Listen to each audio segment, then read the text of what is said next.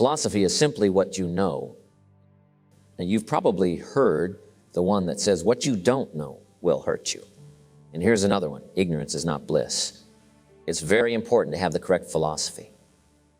It's so important to know your philosophy, essentially what you know and believe, sets the course of your life. In other words, take the time to learn and understand as much as you can. I'm telling the kids these days, make sure you get the information while you're here. I've been speaking to the students at Newport Harbor High School in some lectures both last year and this year, and my message is, make sure you get all the information while you're here. I understand it might feel like a lot of work, reading those books, attending classes, and striving for good grades. However, it's crucial. While you're here, gather it all up. Missing out on a book or not getting certain information can have a lasting impact. It affects the legacy of your assets, not just in the next few months, but in the years to come. Your philosophy, your approach to learning and understanding is where it all began.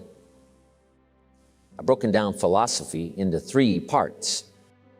First, there's the foundational philosophy that begins right from infancy. Babies start processing information immediately. Cold is unpleasant, warm is pleasant, hunger is terrible, and food is fantastic. They begin reacting and responding to the information around them, forming the basis of our philosophy. Then there's the expanded philosophy, which involves acquiring enough understanding to be gainfully employed, contribute value to society, and find your role in the professional world. It's about being a reasonable, decent human being, a philosophy that goes beyond the basics. Now, how can you achieve wealth, power, sophistication, influence, and uniqueness? It all boils down to a simple concept: refined philosophy.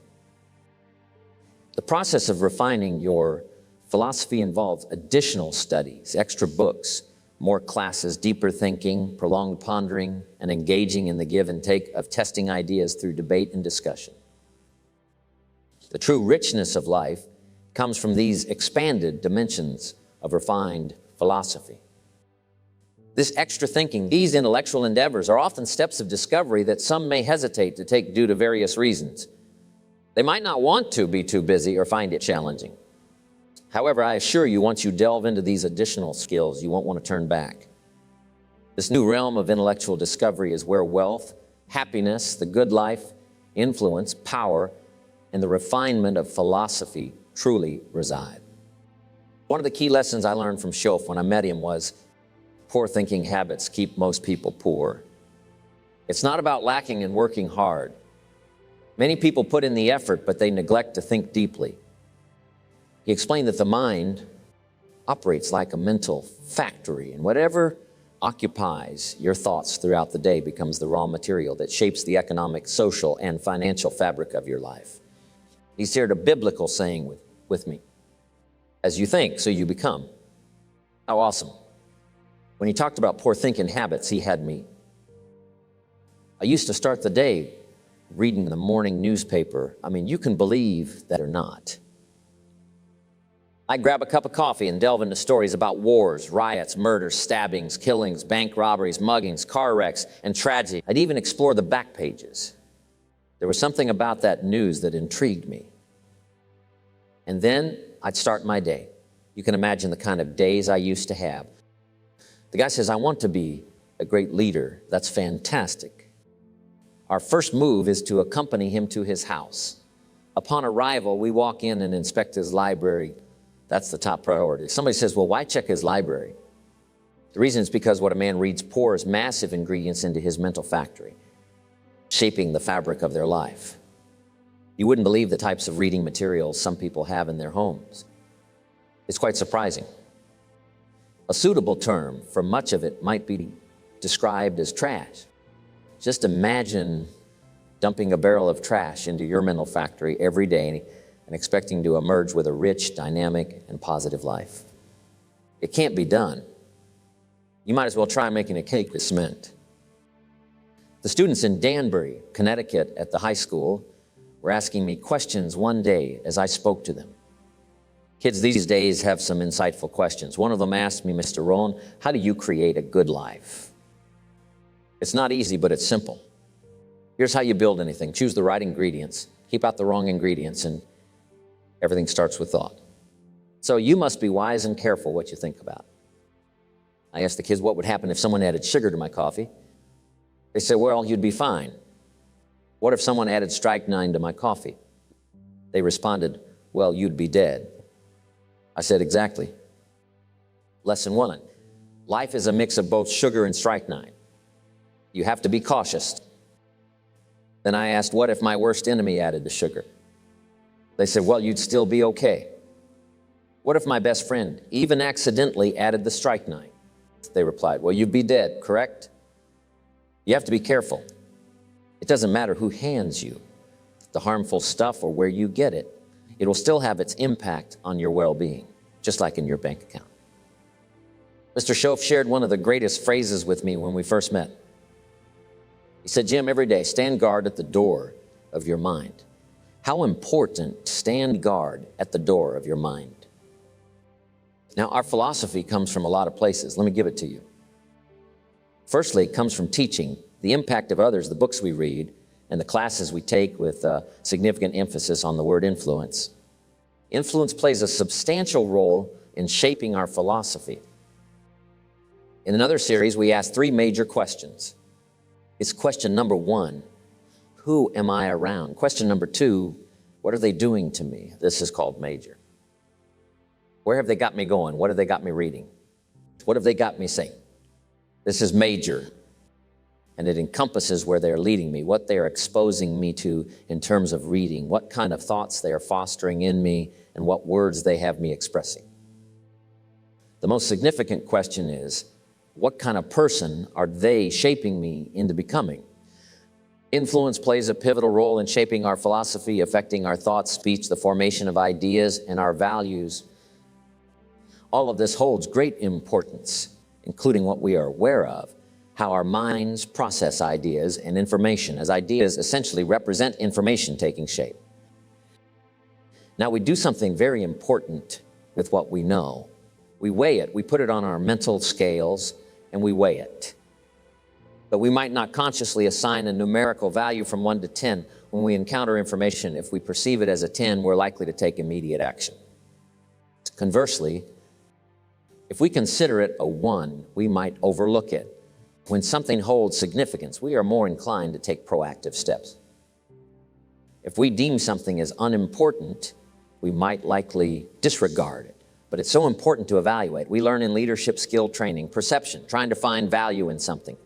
Where is the value? How valuable is it? How important is it? Is there something below the surface? Is there something here that I can't see at first glance? Is there something in the inner workings of it? What goes behind it? What is its origin? All these inquiries contribute to our perception of value, aiding in the evaluation of ideas and information. Now, here's a crucial point, having a well-calibrated set of mental scales. Consider this scenario. What if, while processing information, your mental scales were slightly off, causing you to weigh things a bit inaccurately? Can you see how that might impact your life? Certainly. Being just a bit off for a decade can lead to significant differences. Here's a key phrase to remember. Life accumulates. We either accumulate debt or value, regret or equity. We all face one of 2 pains. The pain of discipline or the pain of regret. I propose choosing discipline, mental discipline specifically, to refine our ideas. Admittedly, it requires effort and perseverance, but it's called a small price to pay so that you won't have the regret later on. Regret weighs tons, discipline weighs ounces. If you embrace the initial efforts of disciplined thought to refine ideas and don't dismiss significant questions regarding society. What about government? What about taxes? What about life? What about capital and business? You avoid missing out on the valuable treasures that could accumulate in your life over the next week, next months, and years. So this is called major. What we contemplate and the ideas we engage with chart the course of our lives. It's like the set of the sail that's taking us somewhere. There's an important question for you to think about. Where are my thoughts leading me? This is a big question. It's crucial to be careful about where your thoughts are going. While you can be laid back about some things, there are certain things you shouldn't take lightly. My way of thinking is guiding me somewhere. The key question is where. The result will either be the gathering of good things or not. Life adds up, and I'm either accumulating debt that I'll be sorry for, or I'm accumulating value that I'll be happy about. Key phrase. Up front, the decisions are easy. Sometimes as we grow older, fixing our mistakes and getting back on the right path may seem hard. But here's the exciting part, especially for teenagers.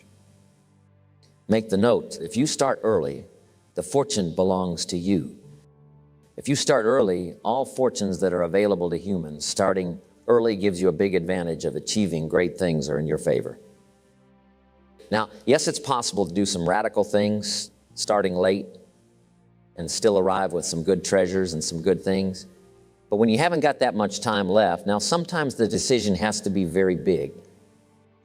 People might not want to make such a drastic decision because they feel too tired, weary, or ill, and they might think it's too late for me anyway. It's easy to have that attitude, but everyone here, we have time. In the next 10 years, we have time. In the next 20 years, we have time. In the next 30 years, we can fix our past mistakes and start new habits. And I'm telling you, that's going to make a big difference. So in 5 years, my wish for you is to reach a good place, a place where you can get a lot done, feel proud of yourself, earn respect, and have the ability to influence others in ways you can't do today. Where do you think you'll be in 5 years? Key phrase, we go the direction we face. If you start designing something at the end of this direction, sure enough, you will start going the direction you face. Next phrase, direction determines destination. Destination is not determined by wish. It's not determined by hope. Destination is determined by direction. You cannot change destination overnight, which means you can't get to a place 5 years from now right away. But here's what you can change today, and sure, overnight. You can change direction, and it is so fascinating what a little small direction will do. By making a few decisions to be more disciplined, learn new things, change some behaviors and habits, and set goals you might have neglected. Like I did at age 25 when I didn't have a list, I started to make those changes. In less than 7 years, I became a millionaire. And that was just in my finances. I'm really grateful for the circumstances and whatever else made things happen for me. Some things just happen and we might not even know how they happen. Think about it. For you to be here today, there was a whole series of events. Doors had to close and others had to open. All these things had to fall into place for me to be here and for you to be here. We didn't just appear out of nowhere, right? You all came from different places, and here we are. It's a bit mysterious, and that's okay. We don't have to figure it all out. We can just say, wow, it's amazing. But now that we're here, how can we impact each other's lives, both individually and together? It's by doing exactly what we've been doing. Studying, learning, teaching, shaking hands, sharing stories, and doing all those things that help not only ourselves, but also others on this small journey toward a new direction. So remember this, it's just a small journey to a new direction. Someone jot that down. It's only a small journey to a new direction.